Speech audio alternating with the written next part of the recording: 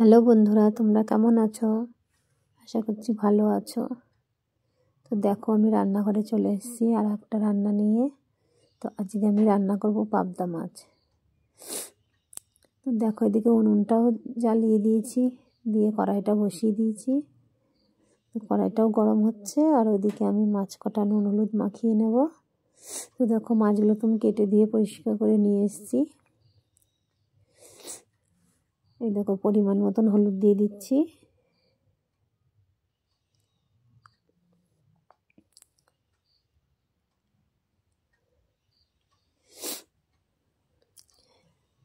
আর পরিমাণ মতন লবণও দিয়ে দিচ্ছি। আর এদিকে দেখো, কড়াইটাও তো গরম হয়ে যাচ্ছে, উনুনটাও জ্বলছে ভালো। তো দেখো, আমি কড়াইতে তেল দিয়ে দিচ্ছি।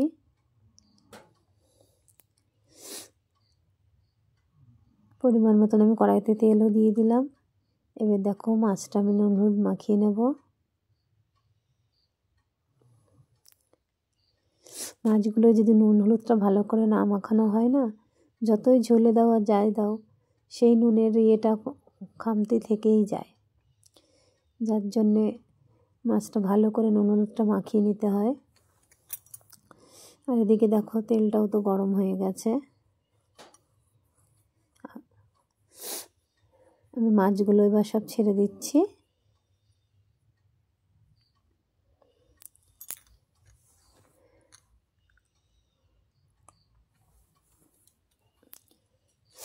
দেখো, এক পিঠ হয়ে গেছে মাছগুলো, আমি আর এক পিঠ উল্টে দিচ্ছি।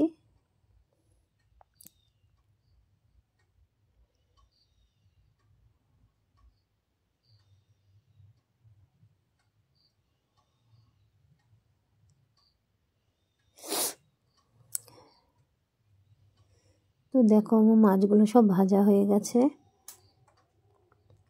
আমি আজকে পাবদা মাছটা ঝাল করব। তো এই দেখো, মাছগুলো সব ভাজা হয়ে গেছে।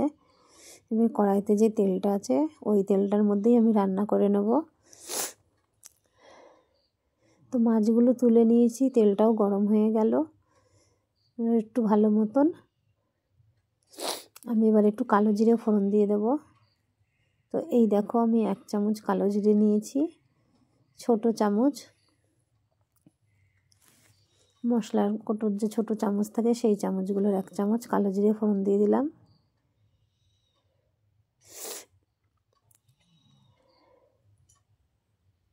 দেখো, এবার আমি টমেটোগুলো দিয়ে দিচ্ছি। টমেটোটা একটু মজে গেলে পরে আমি তারপরে মশলাটা দেব। তো মশলার মধ্যে আমি বেটে নিয়েছি সাদা জিরে দিয়েছি, অল্প অল্প একটু জিরে, একটু আদা, সাদা সর্ষে, পোস্ত আর শুকনো লঙ্কা, এগুলো আমি বেটে রেখেছি সব। দেখো, মশলাগুলো দিয়ে দিলাম। আমি মশলার প্লেটের মধ্যে একটু জল দিয়ে বাটিটা ধুয়ে দিয়ে দিচ্ছি, কারণ মশলাটা তো আমি শুকনো শুকনোই বেটে রেখেছিলাম। একটু জল না দিলে কষানোটা ভালো হয় না। তো দেখো, আমি একটু জল দিয়ে ভালো করে নেড়ে ছেড়ে নিলাম।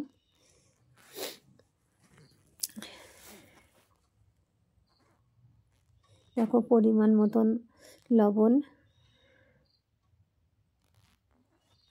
যে যেমন স্বাদে লবণ খাও সেরকম দেবে। আর পরিমাণ মতন হলুদ দিয়ে দিচ্ছি। লবণটা এক একজনের এক এক রকম স্বাদ, কেউ একটু বেশি, কেউ একটু কম খায়। তো যে যেমন খাবে সেইভাবে লবণ দেবে, কারণ শুধু মাছ তো, পরিমাণ মতন লবণ না দিলে আবার নুনে পুড়ে যাবে। যাই হোক, মশলাটা দিয়ে নুন হলুদ সবই দিয়ে দিয়েছি। আমি এবার ভালো করে মশলাটা একটু কষিয়ে নিচ্ছি। বলতে কি, একটু তেল ছেড়ে দিলেই আমি জল দিয়ে দেবো। দেখো, একটু তেলও ছেড়ে দিয়েছে, আমি জলও দিয়ে দিলাম।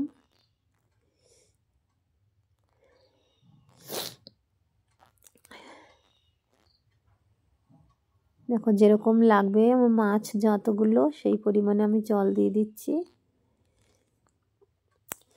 যাই হোক, আমি মাছটা, দেখো ঝোলটা ফুটেও গেছে, আমি মাছগুলো দিয়ে দেব।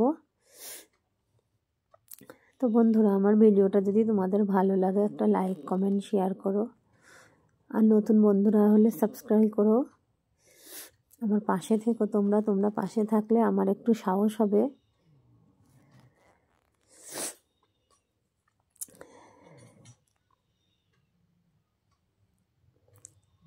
তো দেখো মাছের ঝোলটা, মাছটা দিয়ে দিলাম, আর অল্প একটুখানি সময়ই হবে। তো মাছগুলো দিয়েছি, এরপরে আমি দেখো 2টো কাঁচা লঙ্কা দিয়ে দেবো ফাটিয়ে।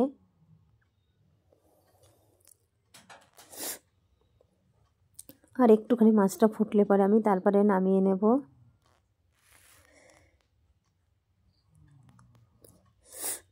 তো দেখো আমি ধনেপাতা কুচিয়ে রেখেছিলাম, ধনেপাতাটা দিয়ে দিলাম। এইভাবে তোমরা রান্না করে খেয়ে দেখো পাবদা মাছের ঝাল, এটা খুব ভালো লাগে,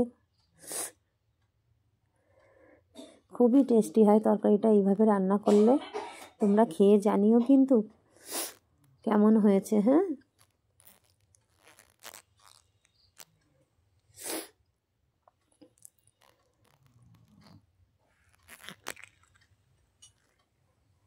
তো দেখো আমি ধনেপাতাটা দিয়ে আমি ভালো করে মিশিয়ে নিলাম তরকারিটা।